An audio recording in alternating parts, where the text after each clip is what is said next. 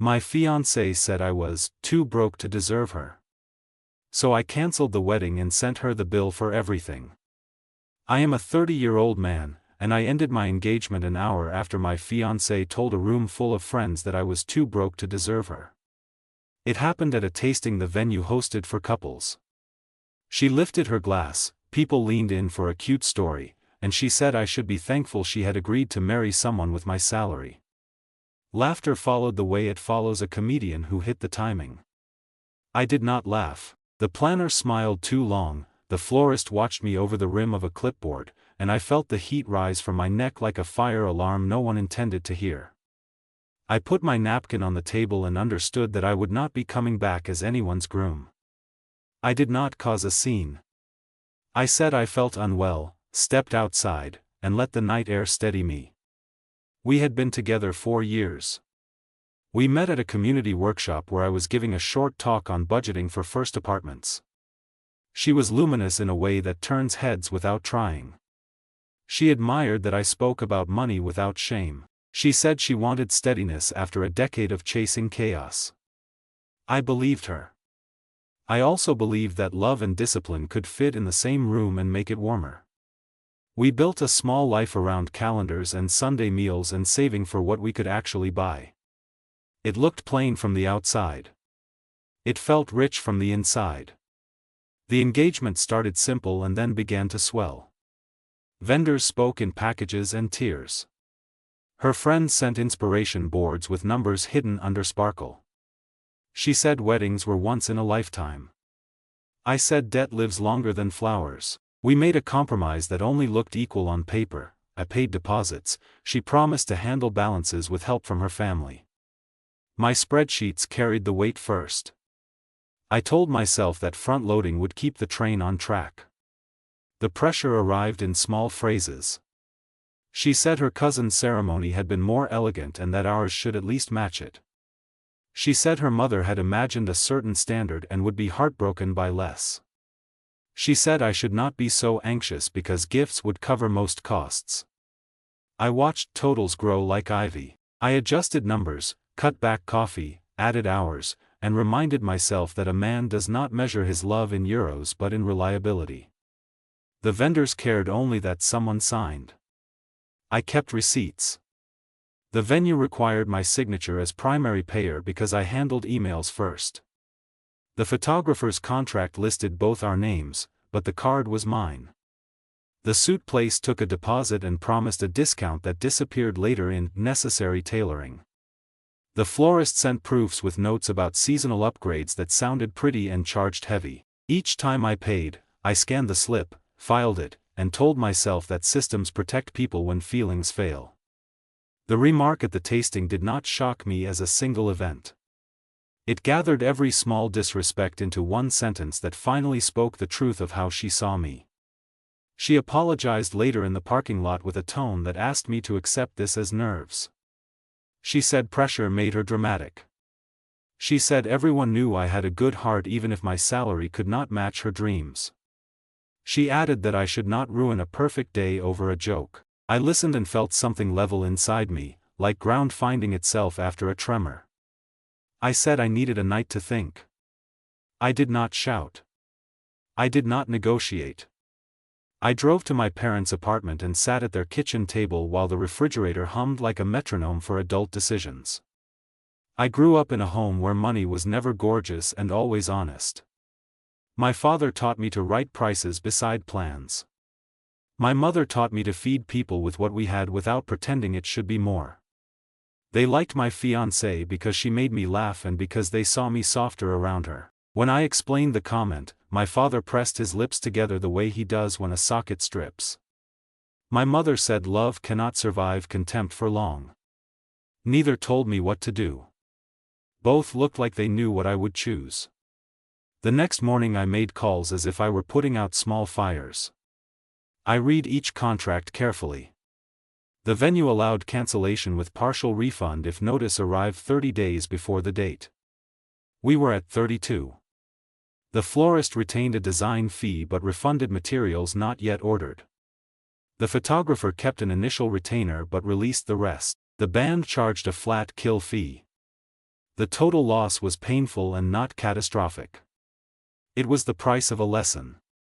I emailed formal cancellations, requested itemized statements, and asked for receipts for everything already paid. I placed each PDF into a folder labeled with both our names. I felt my heartbeat calm in proportion to the order appearing on my screen. In the afternoon I asked her to meet me in a quiet cafe. I told her clearly that I could not marry someone who used my finances as a joke and as leverage. I told her I had cancelled the wedding to stop the train before it reached a cliff. I explained that I had coordinated refunds and calculated the remainder due. I said I would be sending a complete invoice for her share of the non-refundable losses and for the balances she and her family had promised to cover. Her face moved through three expressions: disbelief, panic, and outrage. She said I was humiliating her. She said I was proving her point about being cheap. She said love requires grace. I said love requires respect and that billing someone for promises they made is not greed, it is accountability. She left without finishing her drink. I finished mine because steadiness does not skip meals. That evening her mother called me and tried to reset the frame. She said boys measure status too much by money and that real love looks above it. She said her daughter had been spoiled by friends and that she would learn. She asked me to hold off on cancellations while the family discussed. I told her the cancellations had already been processed because deadlines exist independent of feelings. She called me rash. I thought about the speed at which my card had been accepted each time and wondered where that concern for deliberation had been then. The group chat began to smoke. Her friends posted about betrayal. Her cousin wrote that I had chosen embarrassment over loyalty. A groomsman asked privately whether I was okay and whether he should return his suit. I told him to return it if he could. I reminded myself that outrage casts roles quickly and that time often rewrites them. The bill was not a tantrum. It was organized. I created a cover page that read like a project wrap-up. It listed each vendor, original estimate, amount paid by me, contractual promise from her side, actual refund received, non-refundable loss, and the portion owed by her according to what we had agreed informally and in writing. Some promises from her family were in text messages that said they would take care of the band and the cake. I attached those as exhibits. I noted that I was not charging for my time or for incidental costs like fuel, printing, or parking. I kept the tone dry because truth does not need adjectives. Before sending it, I ran the totals 3 times. I subtracted anything that could be seen as petty. I removed the cost of a small gift I had bought for her father. I removed the bottle of wine from the tasting because I had chosen it. I kept only the heavy things that had the shape of shared responsibility. The total made my stomach tighten but did not make me flinch. I attached a polite cover note with a simple payment plan, 3 transfers over 90 days. I included my IBAN and a clause that said I would consider the matter settled completely upon receipt of the 3rd transfer and would sign an acknowledgement to that effect. I pressed send and felt the kind of silence that follows doing a hard right thing. Her reply arrived fast and loud. She said I had no right to bill her for a dream I had cancelled. She said the guests would have funded it through gifts if I had not ruined everything. She said I owed her an apology for making her look poor. I did not argue in the thread. I responded once with a reminder that an apology must stand before audience and after it. I repeated the payment plan.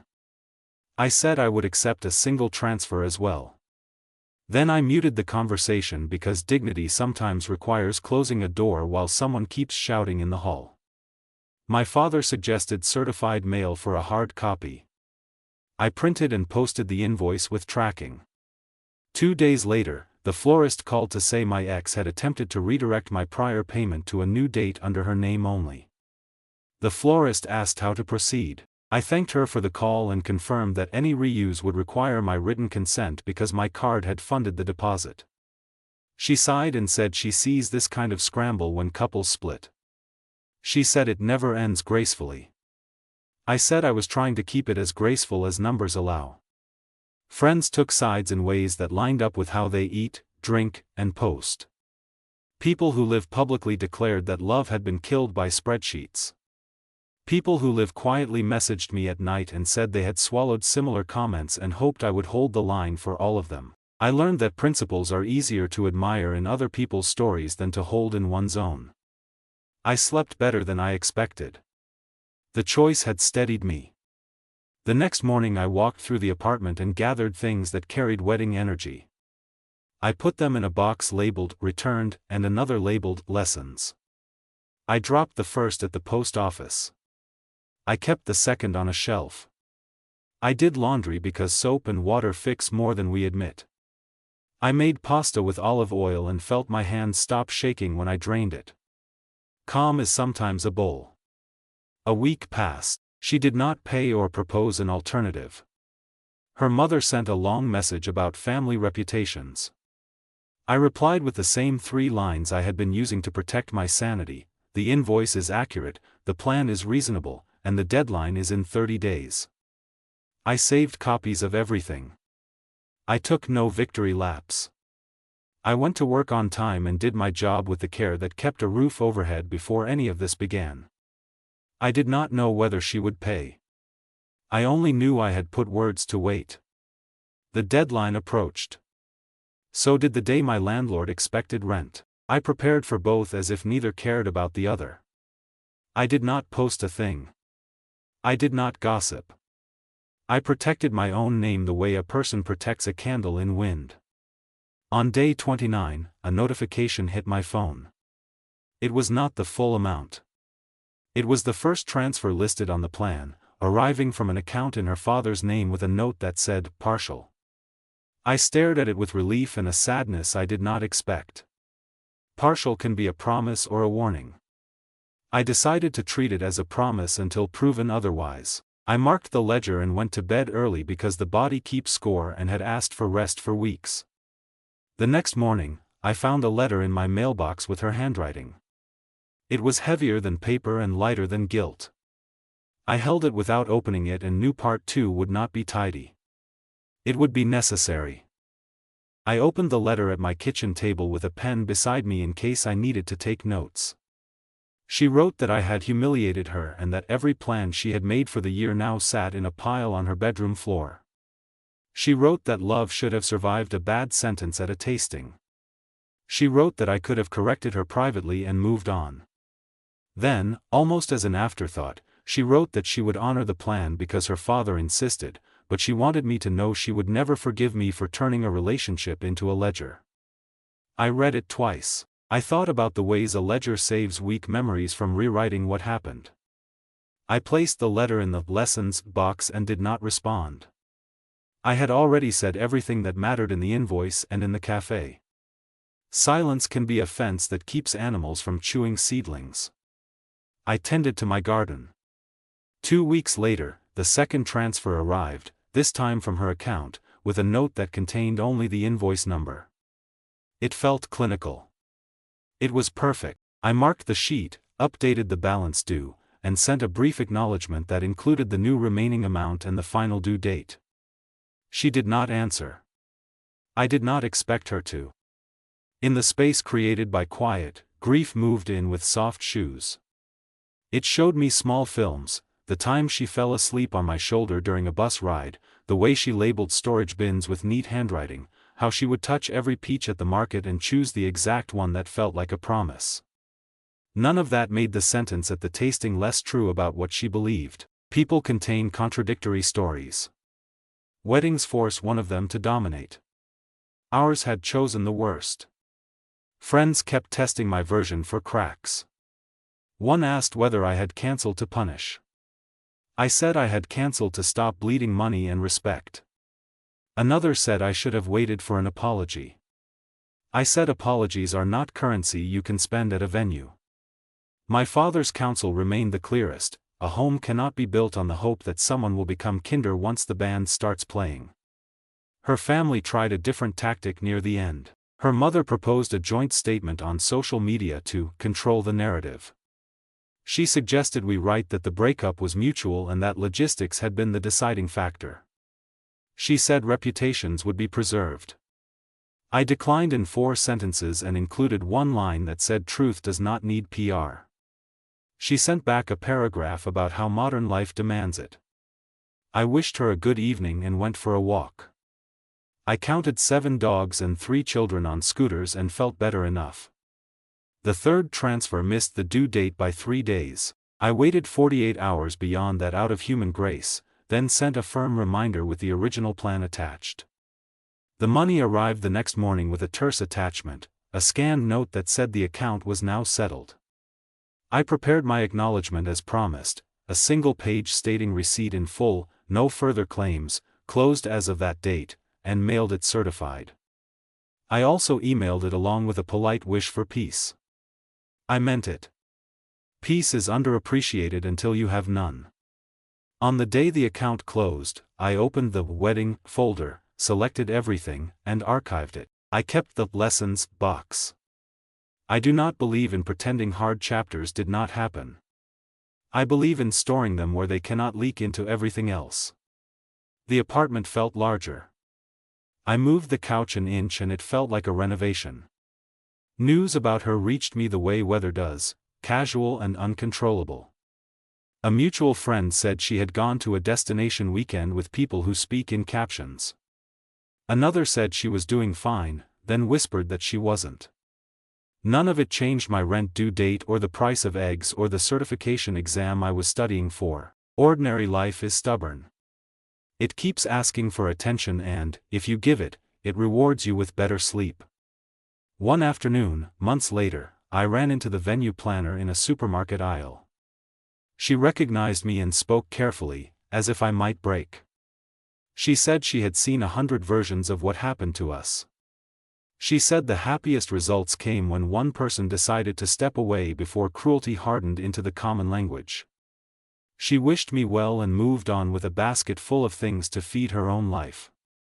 I stood there for a second, grateful for a stranger's accurate blessing. I expected to feel triumph after closing the invoice. I felt something quieter, permission to be the kind of man I had wanted to be before any of this started. I woke earlier and walked before work. I cooked instead of ordering out. I finally scheduled the exam and passed it. My income nudged up a bracket. People sometimes call that irony. I call it relief coupled to attention. Then came the message I did not expect. She wrote that she had started seeing a counselor and that the first assignment was to write a letter describing what respect looks like in practice. She said she had listed listening, gratitude, private correction, and public protection. She said she realized that she had failed at all 4. She did not ask for me back. She did not ask for a meeting. She wished me a good life and said she was going to move in with a friend to reset her finances without leaning on anyone's spine. I sat with that message for a while, feeling for bitterness, and found none. Growth does not erase what happened. It makes future harm less likely. I replied with 3 sentences. I thanked her for paying what she owed. I wished her well with the counselor. I said we did not need to speak again, but I was glad she was choosing work over image. I pressed send and felt a small knot release behind my ribs. My mother asked, months later at her table, whether I would ever propose again.